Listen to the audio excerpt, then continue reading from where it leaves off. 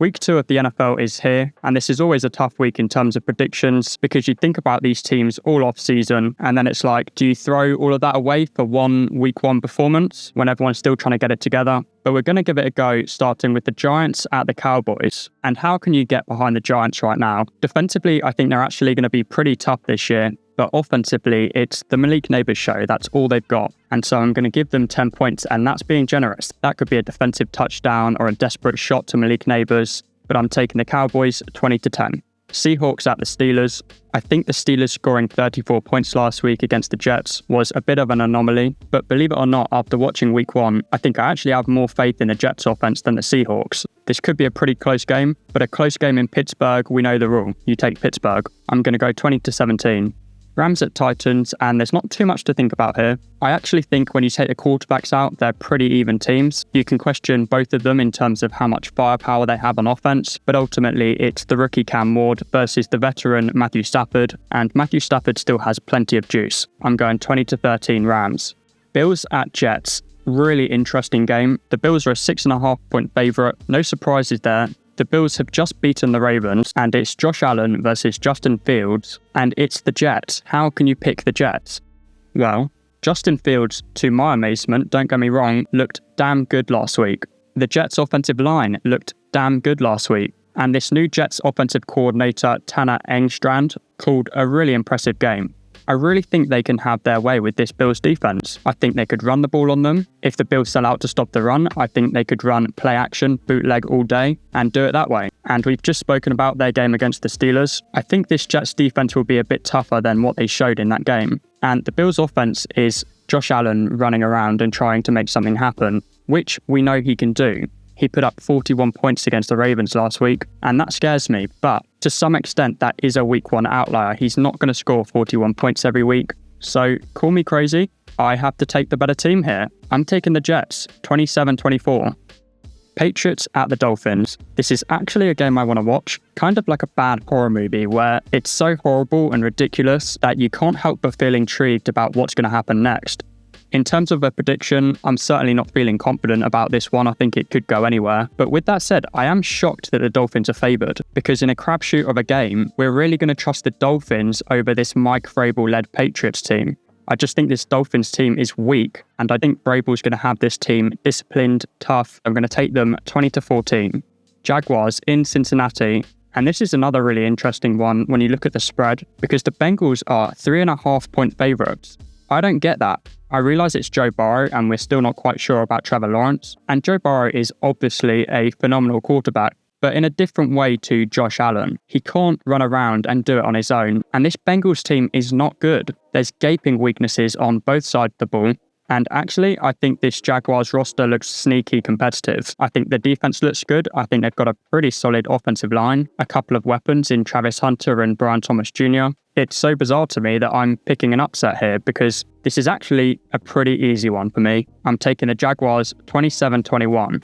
49ers at the Saints, and the fascinating part of this game is that Brock Purdy is hurt and Mac Jones is finally going to get his opportunity to play for the Shanahan-led 49ers. Now, it's a shame we didn't get to see what it would look like if they drafted Mac Jones in 2021 when the Niners were at their best. I don't think this game is going to be a fun watch, but I can't take Spencer Rattler and the Saints right now. I still just think there's a bit more quality all around for the 49ers, and I'm going to take them in an ugly win, 20-13.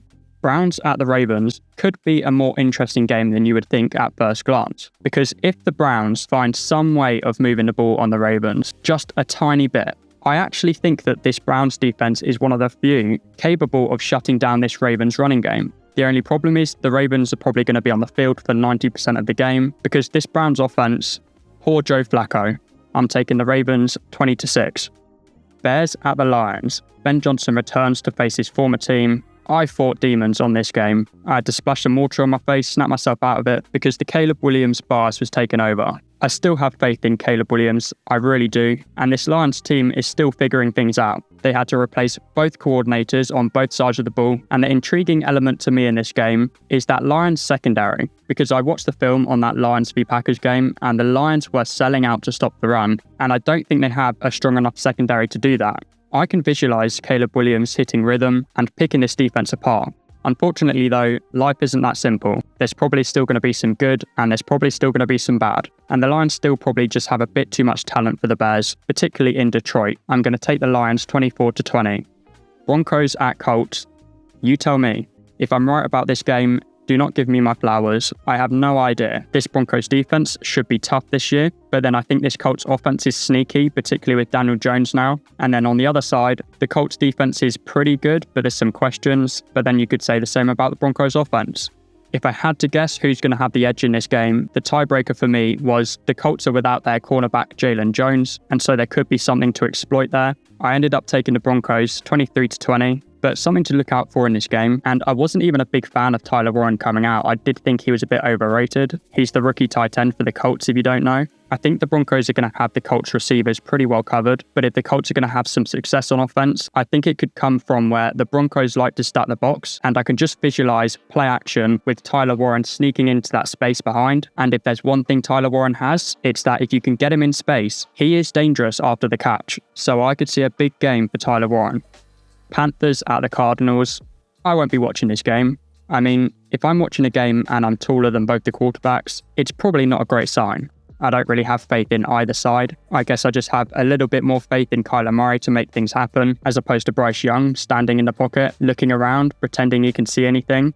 I don't want to talk about this game anymore. I'm going to take the Cardinals 23-17.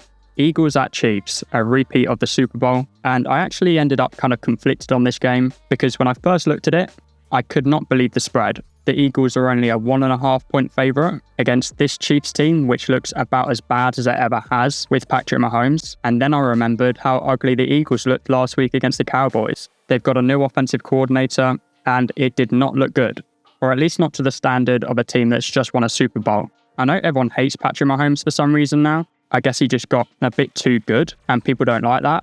But love him or hate him, he is always capable of winning a game. That said, I don't know if I've ever had less faith in this Chiefs team, and the Eagles tend to do a pretty good job of winning ugly games. I'm going to take the Eagles 23-17. Falcons at the Vikings. This is another one where I don't know what to tell you. There's all sorts of things going on in this game. The Vikings are still without Jordan Addison, and by the way, I think his impact on this Vikings offense has been completely underrated. I don't think people realise how good a receiver Jordan Addison is, and without him, teams can really just focus on taking Jefferson out of the game. And then I'm not convinced their defense is exactly littered with talent, but at the same time, it's Brian Flores against a young quarterback in Michael Penix, who I'm still not quite sure about. It's in Minnesota. I'm going to take the Vikings 20-17. But like I say, no idea where this game could go. And then Buccaneers at Texans. Are you going to question my credibility if I tell you I have no idea where this game is going to go? I think both offenses have some issues right now, but just gut feeling, I still have more faith in CJ Stroud than Baker Mayfield. And I'm a little bit more confident in the Texans defense as well. So I'm going to take the Texans 20-17. And then the final game is Chargers at Raiders. The Raiders are definitely capable of making this game interesting because the Chargers offense, they just out-schemed the Chiefs last week. It wasn't because they're super talented. I'm a huge fan of Ladd McConkey. He was actually my number one receiver coming out of the draft.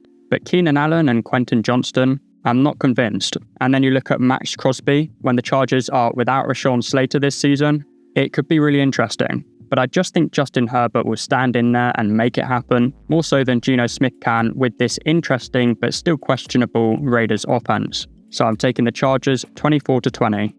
If you did enjoy the content, please consider liking and subscribing. It would be very much appreciated, and I'll see you next time.